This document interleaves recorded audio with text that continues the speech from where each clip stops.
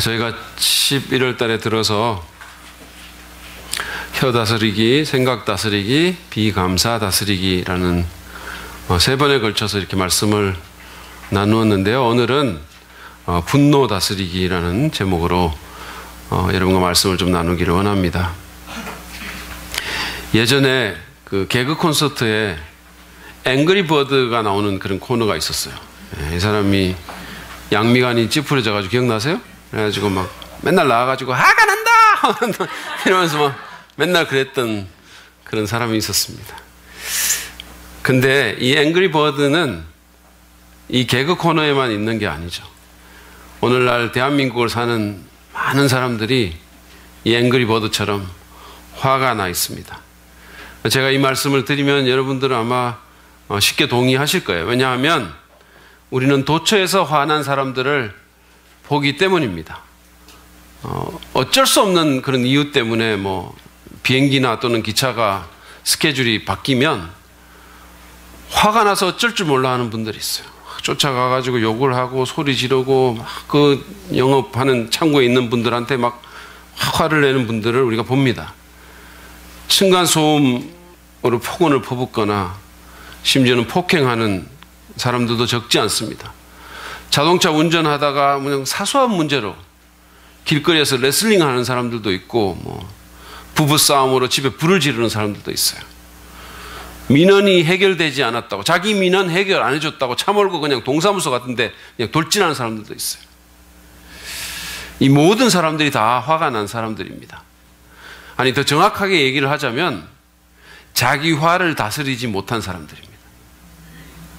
분노는 분명 하나님께서 우리에게 주신 감정이지만, 그러나 그것은 다른 모든 감정과 마찬가지로 반드시 다스려져야 합니다. 그렇지 않으면 불행한 일들이 초래됩니다. 자신이 망가지고 병들고 인간관계가 파괴되고 다른 사람들에게 돌이킬 수 없는 그런 해를 끼칠 수 있기 때문입니다. 분노로 인해서 사랑하는 가족을 죽이는 사람까지 있어요. 그래서 어떤 사람은 분노를 일컬어서 인간관계의 가장 큰 저주다 이렇게 말했어요. 한순간 분노를 다스리지 못해서 씻을 수 없는 그런 잘못을 저지르고 평생을 후회하면서 사는 사람들도 적지 않습니다.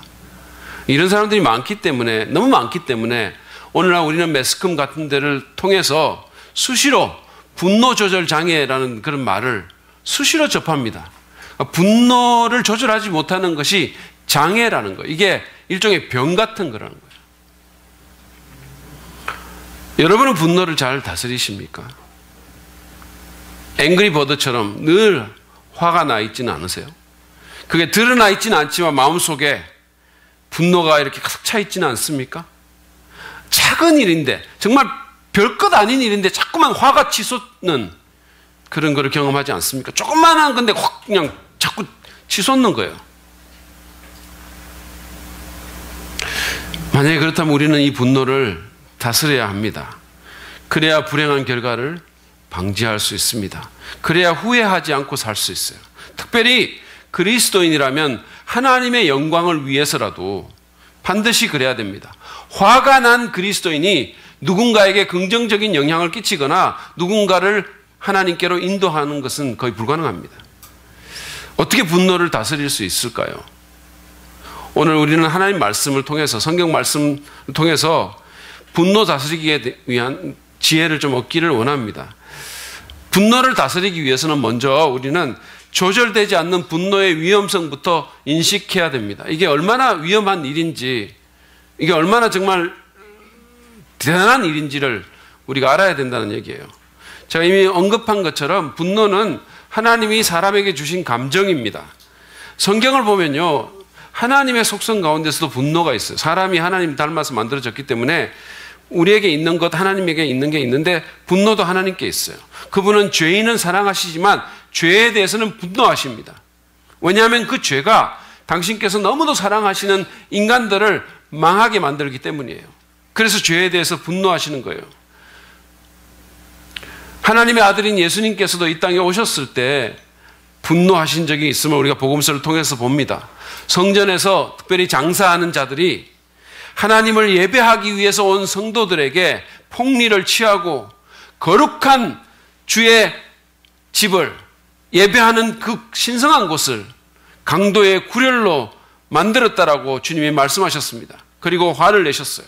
그리고 특별히 이 이방인의 뜰을 막아서 가지고 하나님께서 그토록 사랑하시는 이방인들이 하나님께 나오는 것을 막은 거예요. 그곳을 영업하는 장소로 삼아가지고 그들이 하나님께 나오는 것을 막아버린 겁니다. 그래서 그분은 분노하셨어요. 여러분도 아마 잘 아실 겁니다. 예수님께서 그래서 장사치틀에 테이블을 뒤집어 엎고 노끈으로 채찍을 만들어서 그 사람들을 다 그곳에서 쫓아내 버리셨어요. 상당히 과격한 행동이었습니다. 오늘날 만약에 목회자가 그 반말해도 그 다음 주부터 목회 못할 가능성이 굉장히 많습니다. 제가 사랑 ING 여기 위에 카페에 올라가가지고 만약에 그랬다고 한번 생각해 보세요. 저는 아마 교회뿐만 아니라 집에서도 쫓겨날 것입니다. 사랑 ING의 문모 마담이 저를 용서하지 않을 거예요.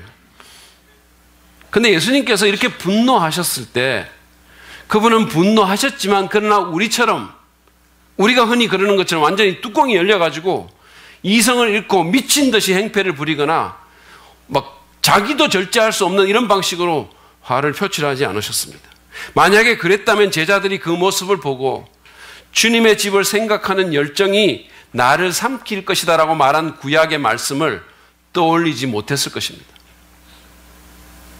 뿐만 아니라 주님은 이 화를 컨트롤하고 있었을 뿐만 아니라 우리가 흔히 그러는 것처럼 이기적인 이유 때문에 화를 내신 것도 아닙니다.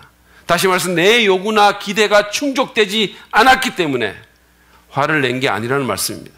그분은 하나님 때문에 그리고 하나님께서 그토록 사랑하시는 하나님의 사람들 때문에 화를 내셨고 그것을 표현하셨지만 그러나 분노에 삼키우지는 않으셨습니다. 어쨌든 이 사건은 분노하는 그 자체가 잘못된 것은 아님을 우리에게 가르쳐 줍니다. 그것은 인간의 자연스러운 감정입니다. 하나님은 우리를 도덕적인 존재로 만드셨습니다. 그래서 우리 모두에게 나름의 옳고 그름의 기준이 있어요. 이게 다 맞는 건 아니지만 어쨌든 내가 생각하는 나름의 옳고 그름의 기준이 있습니다. 그런데 이 기준이 침해를 받았을 때, 내가 생각하는 정의가 범해졌을 때 우리는 분노합니다. 뿐만 아니라 그분은 우리를 사랑할 수밖에 없는 존재로 만드셨는데 그 사랑이 상처를 입었을 때 우리는 좌절하게 되고 그리고 우리는 분노하게 됩니다.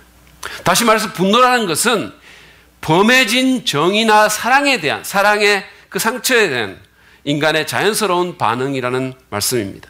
그렇기 때문에 바울은 에베소서 4장 26절 말씀에서 분노 그 자체를 문제 삼지는 않습니다.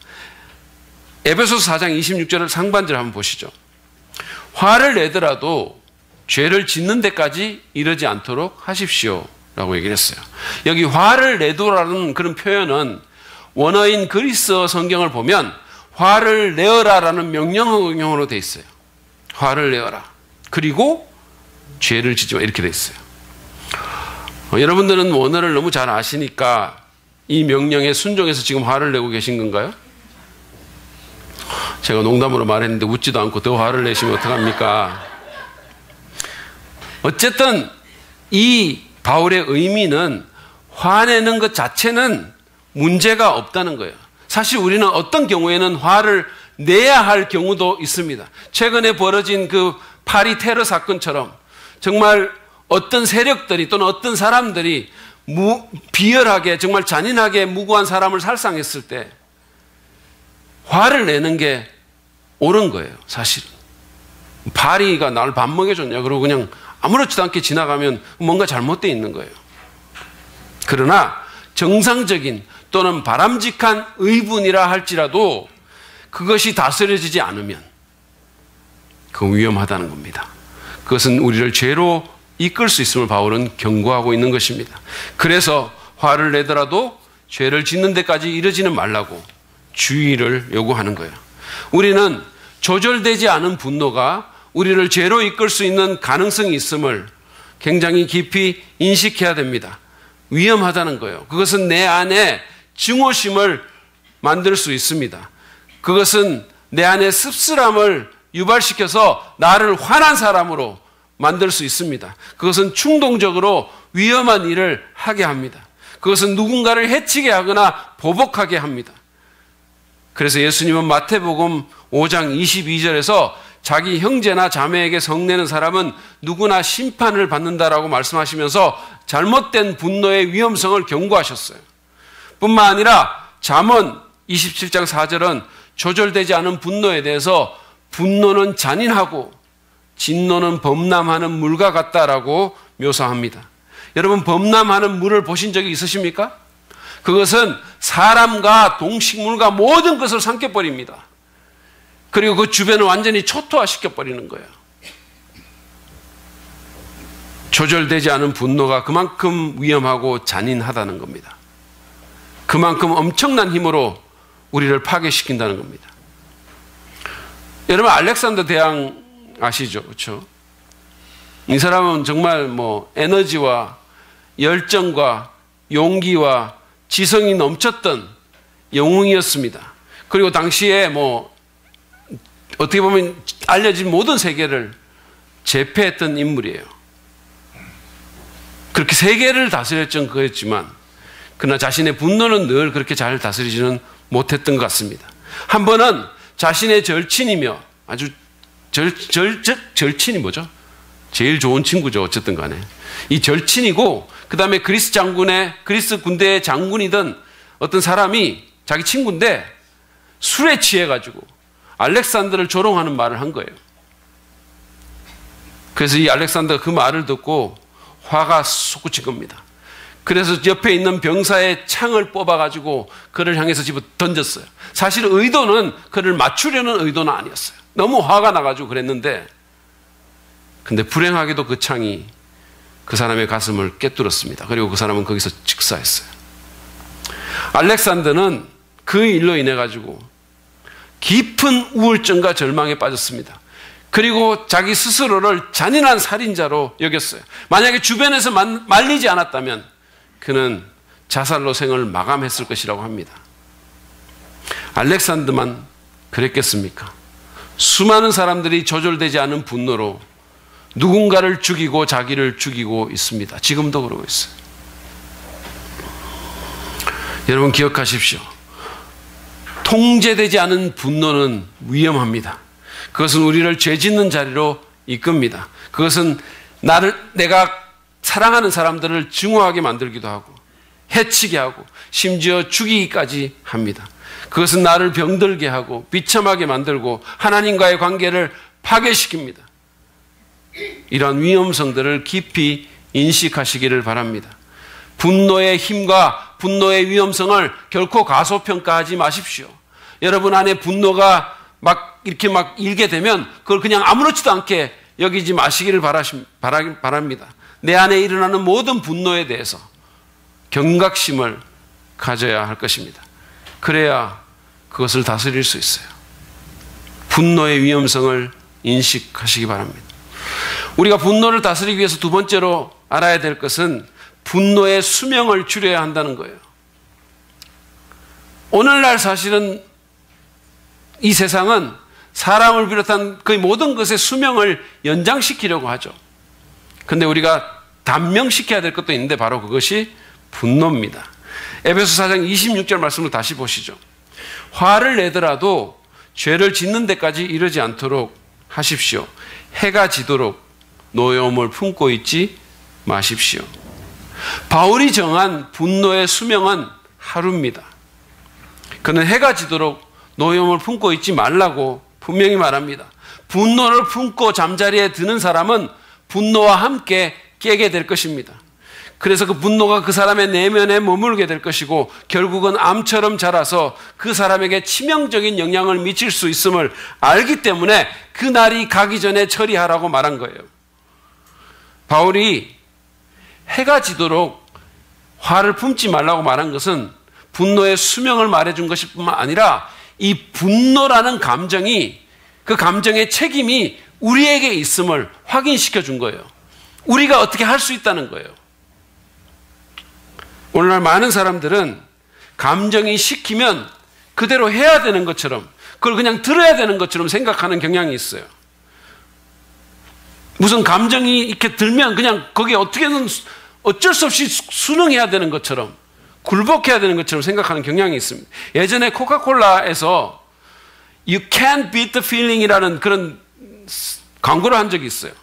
이 감정을 이길 수 없어 라는 그런 광고예요. 이 설탕물 마시고 싶은 감정을 이길 수 없다는 거예요. 그러니까 이게 막 노래가 굉장히 Can't beat the feeling 하면서 굉장히 신나는 노래예요. 근데 이 노래 가사를 보면 감정을 멈출 수도 없고 이 감정과 싸울 수도 없고 이 감정을 떨쳐버릴 수도 없다고, 나는 이 감정을 이길 수 없다고 이렇게 막 말해요. 그리고는 멋지게 생긴 모델들이 막 이거를 들이키는 걸 보면 정말로 이 감정을 어쩔 수 없을 것 같아요. 그래서 설탕물인 줄 알면서도, 이게 몸에 해로운 줄 알면서도 그냥 지는 겁니다. 그리고 그 감정에 굴복해서 그 설탕물을 들이키는 거예요. 그런데 여러분, 과연 그럴까요? 바울은 우리가 감정의 노예가 아니라고 분명히 말합니다. 분노하는 감정도 마찬가지입니다. 우리는 그 감정에 책임이 있고 그것을 잘 처리할 책임이 우리에게 있다는 거예요. 이 분노라는 감정이 다른 사람에게 책임이 있는 게 아니고 내게 책임이 있다는 겁니다. 내가 다스려야 되는 감정이라는 거예요. 그래서 날이 바뀌기 전에 틀어봐야 합니다. 27절에서 바울은 이 분노를 빠른 시간 내에 처리해야 될 한 가지 이유를 제시합니다. 그것은 악한 영인 마귀가 처리되지 않은 분노를 갖고 장난칠 수 있기 때문이에요. 27절 말씀 보시죠. 짧습니다. 악마에게 틈을 주지 마십시오. 하루 만에 이거를 처리해라고 말한 뒤에 마귀에게 틈 주지 말라고 얘기를 하는 겁니다. 여러분, 마귀는, 악마는, 또는 우리가 사탄이라고 말하는 이 사람은, 이 사람은 아니죠. 이 천사적인 존재는 만만한 존재가 아니에요. 그는 틈을 노리고 그 틈을 아주 전략적으로 이용합니다. 지난 주간에 여러분, 일본과 한국이 그 야구하는 거 보셨죠? 그렇죠? 일본은 오타니라는 괴물 투수를 내세워가지고 이 한국 타선을 그냥 꽁꽁 막았어요. 그래서 한국은 3대0으로 끌려가고 있었습니다. 저는 늦게 봤거든요. 그래서 앞에 그 답답한 장면 사실은 잘 못 봤는데 계속 끌려가고 있었던 거예요. 근데 일본이 틈을 보였습니다. 잘 던지던 그 선발 투수를 그냥 내리고 8회부터 다른 투수를 기용을 한 겁니다. 김인식 감독과 한국 야구 대표팀이 그 틈을 놓치지 않고 파고들었어요. 그래서 결국은 9회에 4대3으로 통쾌하기 그지없는 역전승을 이루었던 것입니다. 여러분, 마귀도 그 김인식 감독처럼 틈을 파고듭니다. 제 말 오해하지 마세요. 제가 김인식 감독이 마귀라고 그렇게 한 건 아니에요. 뭐 또 이래가지고 나중에 무슨 페이스북 같은데 이재기 목사 친일파다 막 이렇게 올리면 큰일 납니다. 저 아니에요. 저는 친풀파입니다. 풀림나라파예요. 네. 어쨌든 이 마귀는 틈을 노리는 거예요. 틈을 노립니다. 그래서 어떤 경우에 사람이 취약한 상태에 있는지를 정확하게 아는 거예요. 그래서 그가 마귀의 공격 대상이 되는 것입니다. 마귀는 분노를 품고 잠자리에 드는 사람들을 찾아가서 그의 분노를 부추깁니다. 그에게 속삭이며 더 파괴적으로 분노를 표출할 것을, 분출할 것을 권합니다. 저는 목사로 또 전도사로 수십 년간을 살았잖아요. 여러 교회들을 거쳐왔잖아요. 그리고 주변에 많은 교회들을 봤지 않습니까? 분노를 장기적으로 품고 있는 그리스도인이 어떻게 마귀의 공작에 놀아나는지를 여러 번 봤어요. 사실은 그 추한 모습들을 많이 봤어요. 그러면 우리는 어떻게 이 분노를 빨리 죽일까요? 먼저는 분노를 인정하고 상대방에게 적절하게 표현하라는 것입니다. 일반인도 그렇지만 그리스도인들 가운데는 분노를 인정하지 않고 부인하는 사람들이 있어요. 분노의 감정 자체에 대해서 죄책감을 갖거나 또는 그것을 죄악시하거나 또는 영적인 사람은 또는 예수 믿는 사람은 그런 감정을 가져서는 안 된다고 생각하기 때문입니다. 그리고 인정하는 것보다는 부인하는 것이 더 쉽기 때문이에요.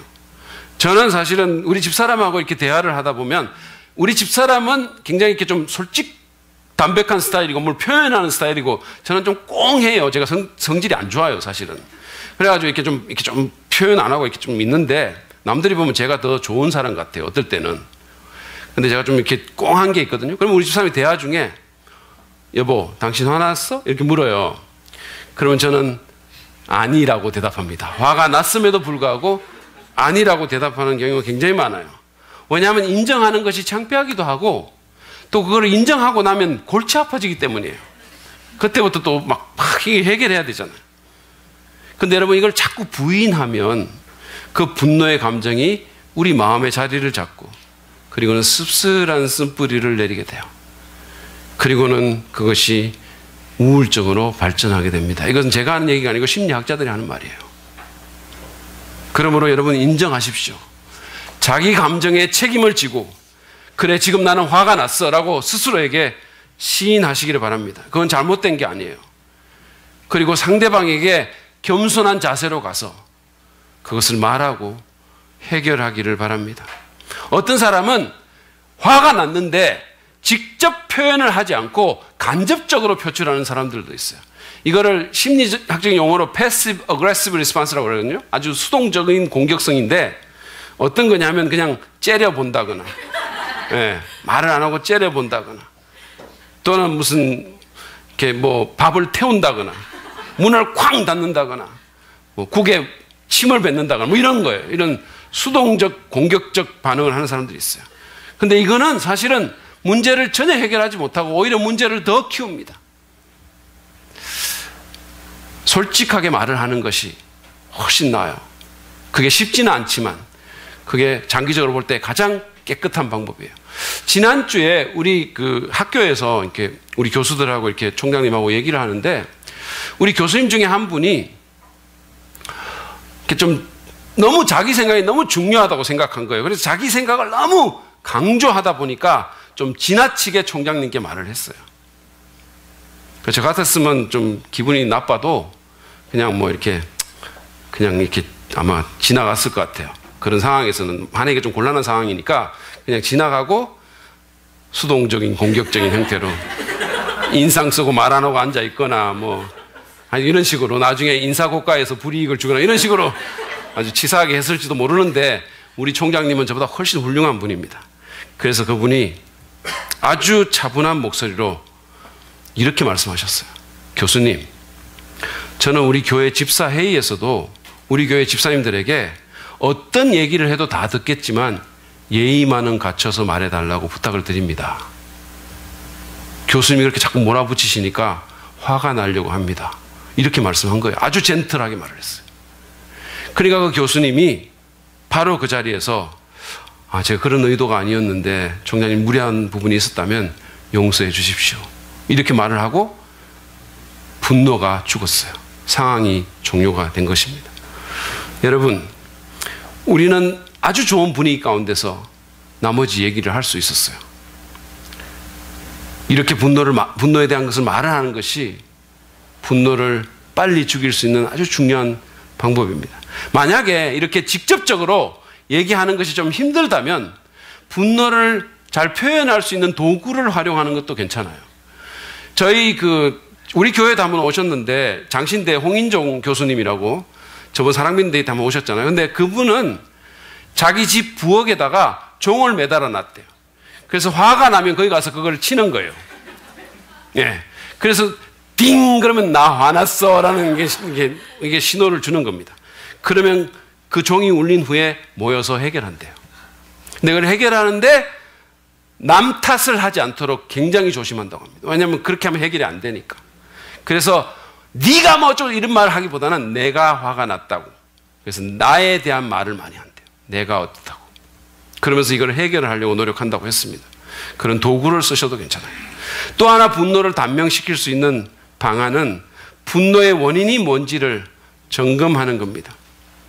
뭐든지 원인을 알면 더 잘 처리할 수 있잖아요.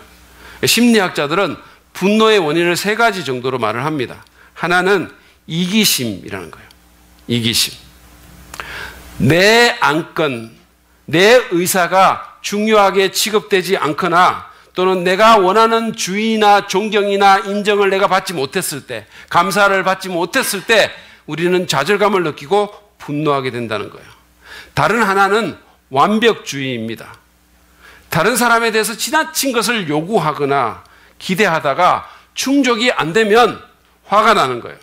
이를테면 자기 남편이 삼시세끼에 나오는 차승원 씨 같기를 원하는 거예요. 그렇게 기대하기를 원하는 거예요. 키도 크고 잘생기고 깔끔하고 자상하고 요리도 잘하고 돈도 잘 벌기를 원하는 거예요. 여러분, 그런 남자 없어요. 없습니다. 차승원도 자기 집에서는 요리 안 할 거라고 저는 확신합니다. 질문해 보십시오. 내가 지나치게 과도한 것을 기대한 것은 아닌가? 이거는 모든 관계에 마찬가지예요. 부부간의 관계도 마찬가지고, 우리가 너무 큰 기대를, 거의 완벽에 가까운 기대를 서로 간에 하다 보면 화가 날 수밖에 없는 거예요. 교회에서도 마찬가지입니다. 목회자와 성도들 간에도 마찬가지고, 성도와 성도들 간에도 마찬가지예요.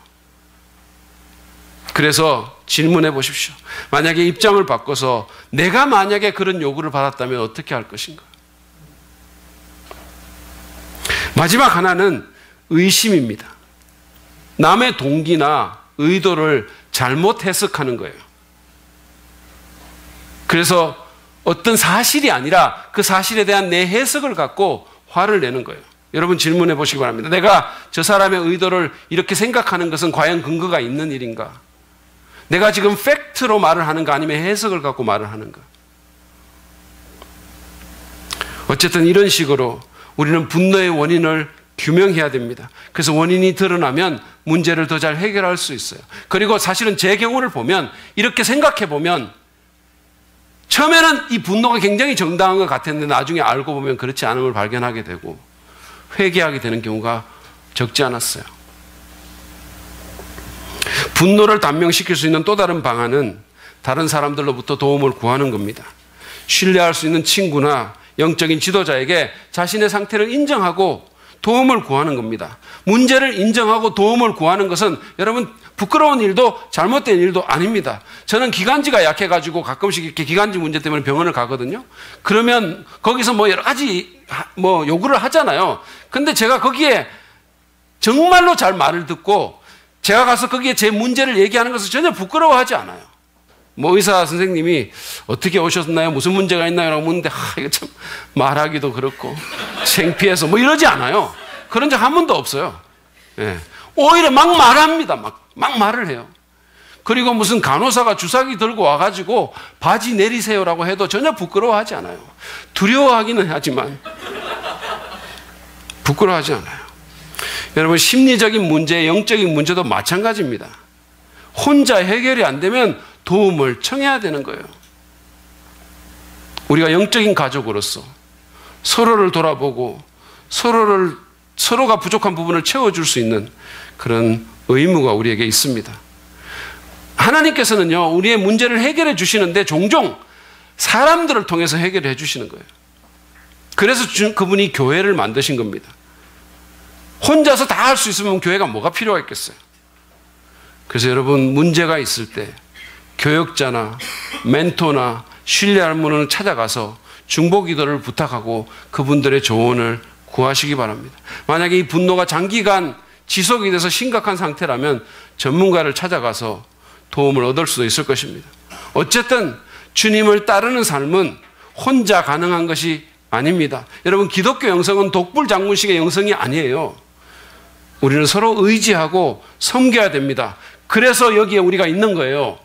분노의 문제도 마찬가지로 교회를 통해서 서로를 통해서 더 잘 해결받을 수가 있는 것입니다. 그렇게 하시기를 바랍니다. 분노는 어쨌든 단명시켜야 돼요. 여러 가지 방법을 통해서 기도함으로써 단명해야 됩니다. 마지막으로 우리가 분노를 다스리기 위한 성경의 권면을 하나만 더 받겠습니다. 그것은 하나님께서 죄에 대한 심판을 하시도록 그분께 문제를 맡겨야 한다는 겁니다. 하나님께 맡겨야 된다는 거예요. 하나님께서 그 모든 문제들을 심판하시도록 하나님께 맡기는 겁니다. 분노를 다스리지 못하고 부정적으로 그것을 표출하는 사람은 종종 자기가 이 문제를 해결하고 자신이 응징해야 한다는 그런 생각이 있는 거예요. 그래서 층간소음을 일으킨 장본인을 내가 찾아가서 응징하는 거예요. 폭행하고. 그래서 끼어든 운전자에게 내가 보복 운전을 합니다. 그래서 트럭을 몰고 동사무소로 돌진하는 거예요. 그래서 더 심한 말을 하고, 그래서 째려보고, 그래서 국에 침을 뱉는 거예요. 그러나 우리 그리스도인들에게는 그보다 더 나은 선택이 있습니다. 그것은 하나님께 맡기는 거예요. 로마서 12장 9절은 이렇게 권면합니다. 보십시오. 사랑하는 여러분, 여러분은 스스로 원수를 갚지 말고 그 일은 하나님의 진노하심에 맡기십시오. 성경에도 기록하기를 원수 갚는 것은 내가 할 일이니 내가 갚겠다고 주님께서 말씀하신다 하였습니다.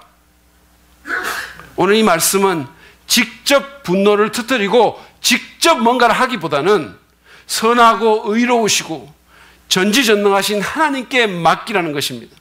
잘못을 심판하고 원수를 갚는 것은, 응징하는 것은 하나님의 권한이라는 거예요. 저희 부부는 30년이 넘게 결혼 생활을 해왔어요. 지금은 거의 안 싸웁니다. 거의 잘 안 싸워요. 거의 포기 상태, 하여튼 거의 안 싸워요. 근데 예전에는 정말 많이 싸웠어요. 근데 이 싸움의 대부분은 우리 집사람이 잘못한 것입니다. 네, 웃어주셔서 감사합니다. 그래야 이게 농담처럼 되니까 사실 이게 농담이거든요. 예전에 어떤 새로 오신 분이 저한테 막 왜 와이프 디스하냐고 막 이렇게 막 항의하신 적도 있어요. 사실은 거의 대부분은 제가 잘못한 거예요. 근데 어쨌든 이 부부싸움을 할 때 저의 치명적인 약점은 순발력이 약하다는 거예요. 예수님께서는 왜 이렇게 쓸데없는 걸로 막 시비를 거신 바리새인들에게 정말 막 그냥 그 순발력 넘치는 한마디로 그냥 그들의 입을 봉쇄해버리는 그런 일들이 있었잖아요. 근데 저는 그런 말이 그 순간에 생각이 안 나는 거예요. 다 지나가고 나서 생각이 나는 거예요. 그래서 막 상황은 종료됐는데 나중에 막 씩씩거리면서 그때 그 말을 그렇게 했었어야 되는데 막 이러면서 막 안타까워합니다. 억울해요. 그러면 분노가 더 들끓는 거예요. 막 속이 완전히 막 뒤집어지는 거예요. 그래서 지금 상황 종료되고 하나는 방에 있고 하나는 거실에 있는데 들어가서 말하고 싶어요. 그 말을 하고 싶어요. 근데 이미 다 끝났는데 그걸 또 어떻게 말을 합니까? 그래서 저는 하나님께 말씀드리는 거예요. 하나님, 아까 이렇게 말했어야 하는데 놓쳤습니다. 지금 하나님께서 대신 이 말을 제 와이프에게 해주십시오. 마음에 팍팍 꽂히게 해주세요. 아프게 꽂혀야 됩니다. 하나님 혼내주세요. 나쁜 일입니다. 제가 이렇게 막 말을 하는 거예요. 그러면 속이 좀 풀어져요. 근데 사실은 더 나은 반응은 문제를 주께 맡기고, 저도 사실 맡기긴 맡겼는데 더 나은 반응은 나는 용서하는 거예요. 주님께 맡기고 나는 용서하는 겁니다. 바울은 아까 로마서 12장 19절에서 스스로 원수 갚지 말고 하나님께 맡기라고 이렇게 권면한 후에 이런 말씀을 주셨어요. 20절, 21절 말씀입니다. 내 원수가 줄이거든. 그러니까 하나님께 너는 맡겨놓고 네가 할 일은 이거라는 거예요. 내 원수가 줄이거든 먹을 것을 주고, 그가 목말라 하거든 마실 것을 주어라. 그렇게 하는 것은 네가 그의 머리 위에다가 숯불을 쌓는 셈이 될 것이다 하였습니다. 악에게 지지 말고 선으로 악을 이기십시오. 하나님께서 악을 심판하시고 모든 잘못된 것에 대해서 갚으시겠다고 하신 약속을 굳게 신뢰하면서 보복하고 싶은 유혹에 넘어가지 말라는 거예요.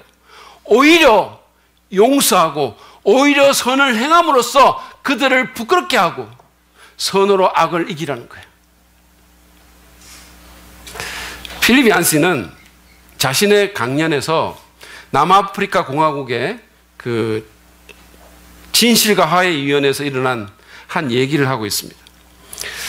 인종차별 정책이 시행되던 시절이었어요. 근데 밴드 브로크라는 그 백인 경찰관이 다른 동료와 함께 18세 흑인 소년을 총으로 쏴 죽이고 증거인멸을 하려고 불을 태워버린 거예요. 그리고는 같은 집에 가서 죽은 소년의 아버지를 잡아가지고 장작더미에 묻고 산채로 불태워 죽였어요. 그리고 아내를 끌고 와서 현장에서 그거를 지켜보게 만들었어요. 후일에 넬슨 맨델라가 집권을 하고, 그리고는 인종차별 정책이 폐기된 후에 아들과 남편까지 이런 이 노파가 가해자인 밴드브로크 경찰을 진실과 화해 법정에서 만났습니다. 여러분, 이 노인이 얼마나 분노했겠어요? 그죠? 얼마나 복수하고 싶었겠습니까? 이제 기회가 온 것이에요. 그래서 노인에게 바른 기회가 주어졌고 법정은 조용해졌어요. 그러니까 이 노인이 자신의 원수인 그 전직 경찰관에게 3가지 요청이 있다라고 말을 했어요. 첫 번째 요청은 뭐냐 하면, 장례도 못 치르고 보낸 내 남편, 장례라도 좀 치러줄 수 있도록 당신이 그 화형시킨 그 현장에 가서 내 남편의 죄가 있는 그 흙을 들고 오라고. 그래서 내가 장례를 치러주고 싶다고 그렇게 부탁을 했어요. 그리고 두 번째 부탁은 자신에게, 자신이 늙고 자신이 힘이 없어졌고 자신이 험한 세월을 겪었지만, 그렇지만 자신에게 여전히 사랑이 남아있으니 한 달에 2번 그 경찰관에게 자기 집에 와서 자기가 해준 요리를 먹으면서 하루를 시간을 보내달라고 이렇게 요청을 했어요. 여전히 자기에게는 베풀 사랑이 있다라고 말했어요. 그리고 마지막 부탁은 하나님께 이 문제를 맡기고 이미 용서했으니 그 용서가 진짜라는 것을 보여주기 위해서 한번 안아봐도 되겠냐고, 포옹해주고 싶다고 그렇게 요청한 거예요. 이 놀라운 용서의 기적을 지켜보던 이 회중석에서는 누가 시키지도 않았는데 Amazing Grace라는 찬송가가 울려 퍼지기 시작했어요. 나 같은 죄인 살리신 주원의 놀라워. 사람들이 찬송을 불렀어요.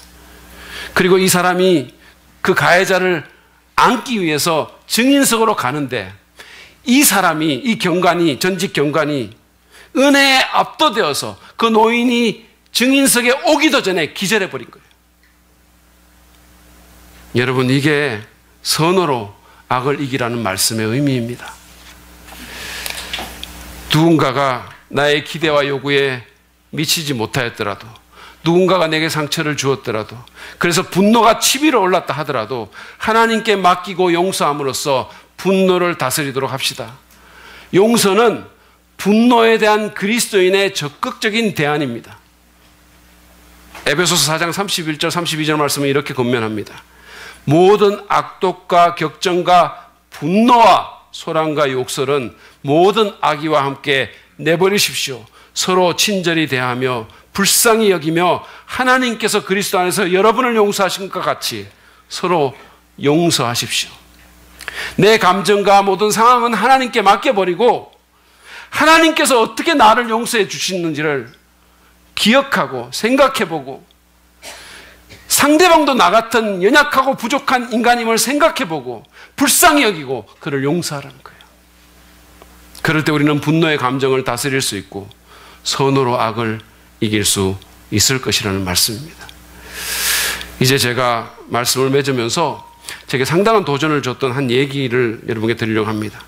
저의 크리스찬 선배에게 들은 얘기예요. 근데 이 선배가 자신의 동료 크리스찬 한 사람을 존경하게 됐다는 그런 말을 하면서 그 계기에 대해서 제가 설명을 했어요. 한 번은 어떤 회의에 이 선배가 참석을 했는데 그 동료도 거기 있었던 거죠. 근데 그 아주 중요한 문제를 갖고 막 이렇게 회의가 막 이렇게 좀 분위기가 격해졌어요. 논쟁이 가열되면서 거기 있는 사람들이 그 선배를 향해서 막 화를 내고 욕을 하고 공격을 했다는 겁니다. 험한 말이 왔다 갔다 했다는 거예요. 그런데도 그분은 단 한마디도 대받아 말하지 않더라는 겁니다. 그냥 눈을 감고 그냥 가만히 앉아있더라는 거예요. 그래서 그 선배가 그 모습을 보고 그때부터 그 사람을 깊이 존경하게 됐다고 말했어요. 왜 그에게 분노가 일지 않았겠습니까? 사람인데 왜 화가 나지 않았겠어요? 그렇지만 그는 그 감정을 다스린 거예요. 눈을 감고 아마 그는 기도했을지 모릅니다.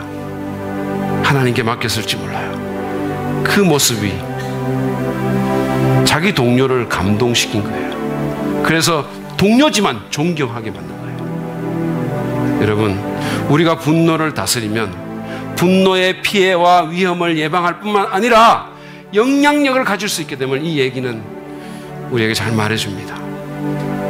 그러므로 이제 우리가 이 말씀을 듣고 자신의 상태를 한번 살펴보시기 바랍니다. 여러분에게 분노가 있으십니까? 왜? 무엇 때문에? 무슨 일로 여러분 분노하십니까? 이게 아주 오래된 건가요? 아주 어릴 때부터, 어쩌면 내가 잘 인식하지 못했을 때부터 부모나 교사로부터 잘못 받은 상처들이 여러분을 자꾸만 화난 사람으로 만들고 있습니까? 어떤 이유에서든지 그냥 놔두지 마십시오. 조절되지 않은 분노는 너무너무 위험합니다. 분노를 인정하고 처리해야 됩니다. 여러분 속에 있는 분노의 대상을 한번 떠올려 보십시오. 그게 굉장히 오래된 것일 수도 있고, 또는 하루 전에 일어난 일일 수도 있어요. 그게 어떤 사람일 수도 있고, 그게 어떤 기관일 수도 있어요. 그게 뭐든지 간에 하나님께 모든 것을 맡기고 하나님을 신뢰하고 그 사람의 이름을 부르면서 용서하게 해달라고 기도하십시오. 하나님께서 여러분을 만져서 그 마음을 치유해 달라고 기도하십시오. 그리고 가능하다면 그를 만나서 겸손한 자세로 대화를 시도해 보십시오. 멘토의 도움을 요청해 보십시오. 무엇보다도 기도하시기 바랍니다. 하나님은 여러분의 마음을 치유하실 수 있으세요. 만지실 수 있습니다. 그래서 여러분의 분노를 관리하십시오. 다스리십시오. 그 과정이 고통스러울지는 모르지만 여러분은 잘했다고 느낄 것입니다. 여러분의 마음이 새로운 평안과 행복을 느끼게 될 것입니다. 여러분은 창조적인 일을 할 수 있을 것입니다. 다른 사람에게 선한 영향을 끼칠 수 있을 것입니다. 사람들은 여러분과 어울리기를 좋아할 것입니다. 여러분의 표정이 달라질 것입니다. 공동체는 훨씬 부드럽고 아름다운 분위기를 가지게 될 것입니다. 여러분은 더 이상 과잉 반응을 하거나 걸핏하면 화를 내지 않게 될 것입니다. 무엇보다도 우리 하나님께서 아주 기뻐하시고 편안한 마음으로 여러분을 사용하실 것입니다. 분노가 치유되고 평화가, 용서가 우리 공동체를 가득 채우고 여러분이 행복해지는 축복이 우리 모두에게 임하시기를 간절히 축원합니다. 아멘. 이 시간 우리가 하나님 말씀을 또